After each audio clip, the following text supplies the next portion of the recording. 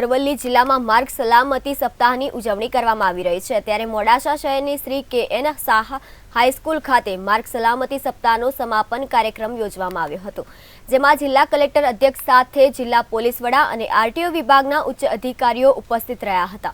આ પ્રસંગે અકસ્માત નિવારણ, ટ્રાફિક નિયમોનું પાલન કરવું સહિત જરૂરી માર્ગદર્શન શિક્ષકો અને વિદ્યાર્થીઓને પૂરું પાડવામાં આવ્યું હતું।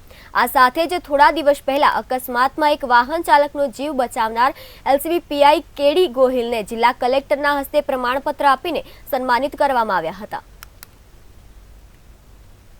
24ની ઉજવણીનો આજે સમાપન સમારોહ કે.એન. શાહ હાઈસ્કૂલમાં યોજાયો। માસ 15 જાન્યુઆરી 2024થી ચાલુ થઈ અને આજે એની પૂર્ણાહુતિ કરી છે।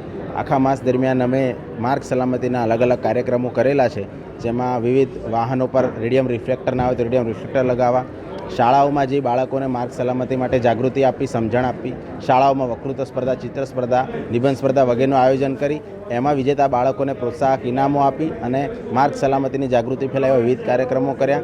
સાથે સાથે એન્ફોર્સમેન્ટ, ઓવર સ્પીડિંગ કરતા વાહનોને ચલન ઇસ્યુ કર્યા, માલવાહક વાહનો ફરતા હોય એમને ચલન ઇસ્યુ કર્યા અને